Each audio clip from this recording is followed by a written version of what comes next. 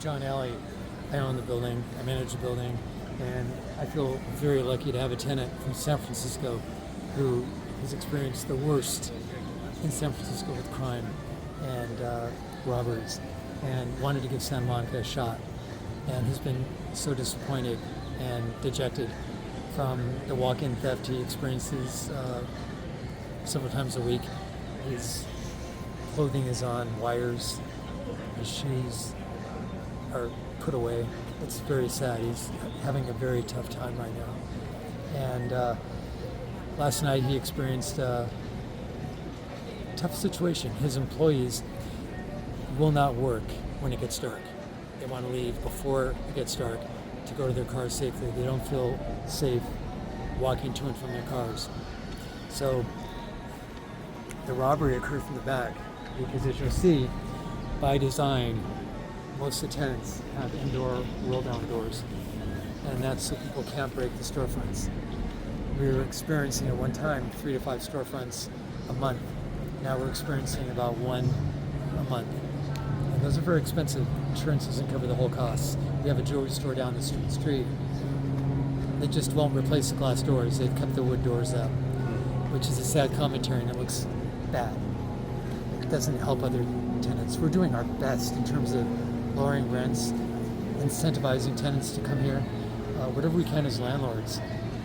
But when they come in the morning and they see someone on meth here, they see someone defecating here in the morning, they see needles, they get upset and they get scared, especially their employees. And the cleaning people from Barney's all the way down to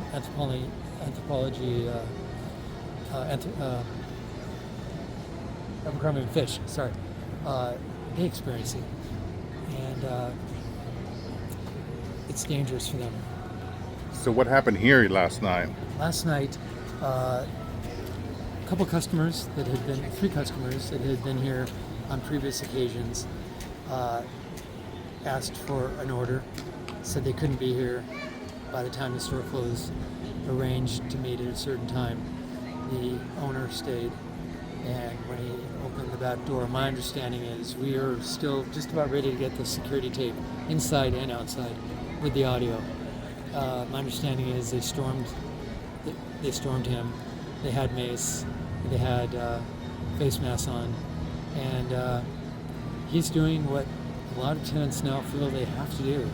And the utmost in self-defense, he has a gun, and he used it on him. And he aimed for he told me he aimed for the leg. He ended up hitting him in the butt.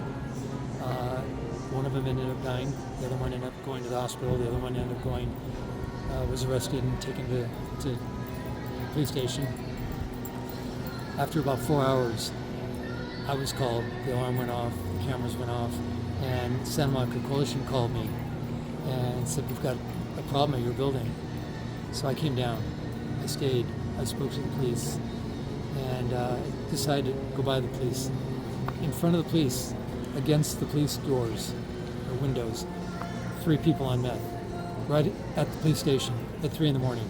And when probably 3 offices away, they were interviewing a victim.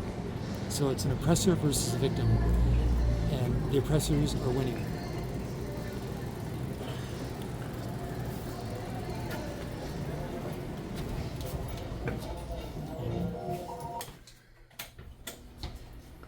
We're in their loading area and their back entrance, which is a very dangerous alley. It's the most dangerous alley since they took away parking garage 3.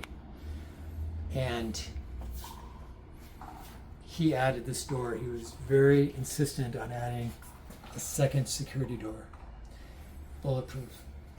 And you can see the bottom of this door, the bottom of the floor here, you can see the blood stains.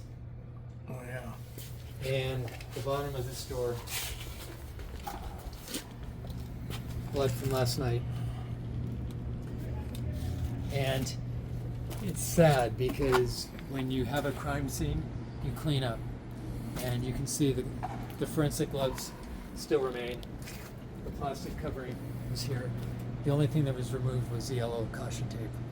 This alley was blocked off from Arizona on the north to Santa Monica on the south, and all the businesses were affected.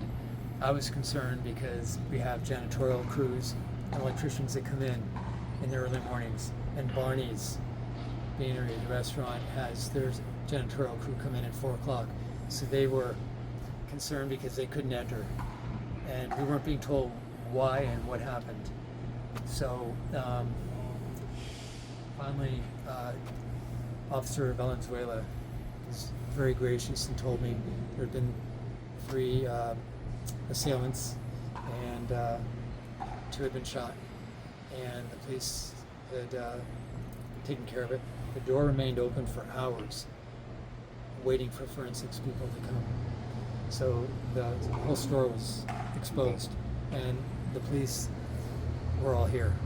And it's sad because we're short of police, and we don't have enough sworn officers, and we don't have enough people, clerical people from forensic desk workers to help the sworn officers. And I say that because we drove by Santa Monica Police Department afterwards, and right against the windows were 2 people on meth, right into it. And we walked the front of the store to make sure it was secure, and in front of Wilson's, in front of Martin's Shoe, in front of Johnny Rockets, people asleep, passed out on meth, needles. And that's what people and employees see when they come every single day. Zara, across the street, great store. They encounter needles and have to walk through this all the time. They don't come by themselves now. They're usually with a male. It's pretty big. It helps them unlock the doors, and they all meet here at the same time. And or they're dropped off by a spouse or a friend. This tenant came from San Francisco, one of the most dangerous areas. So he thought he was used to it, whatever Santa Monica had to offer. And now he feels Santa Monica is much safer. Excuse me, he feels San Francisco is a lot safer than Santa Monica. You can see the different doors he has for different sections.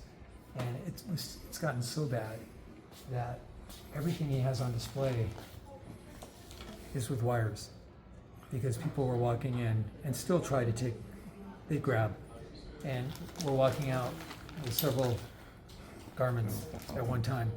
So this makes it hard to shop, and it makes the experience less pleasant. You can't hold something up and see if it fits you without asking someone to come and unlock it for you.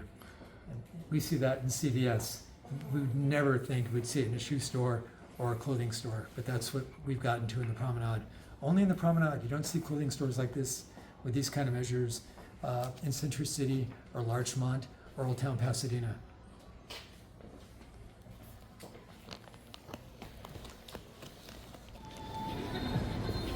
Interestingly, Downtown Santa Monica Inc. It's a nonprofit. It's not a traditional business improvement district. It's controlled and run by the city. And we've had meetings there where our past mayor, then city council member Lana Negrete, felt so unsafe attending a meeting there. She asked me to help escort her to her car in garage number 1, which is 2 blocks away. She thought I'd meet her in front. I thought she was going to be in the back. But I was waiting for her. She texted me and said, "John, where are you?" And I said, "I'm in the back." She said, "Well, I've been hassled by 2 guys already. Please come to get me." Our last mayor, Rachel Brock, he was accosted here. And Blaine Davis, prior mayor, she would not meet anyone on the promenade because she said she felt unsafe, and she hadn't been here for years. The mayor before, Sue Himmerich, is the one that started the needle distribution with Barbara Ferrer. It started right here on the promenade, and it went silent. We weren't told about it for 2 years. So we're not getting help from the city council, and that's what we need. And we also need help from the police department. We need encryptic radio done away with. And so that we think that could help even for people to avoid crime, prevent crime, from car chases to events that happened last night. where people would know about it before the police did and could notify the police. My interaction with the dispatcher last night was not very good. Lots of questions. In the meantime, things were happening in the back, and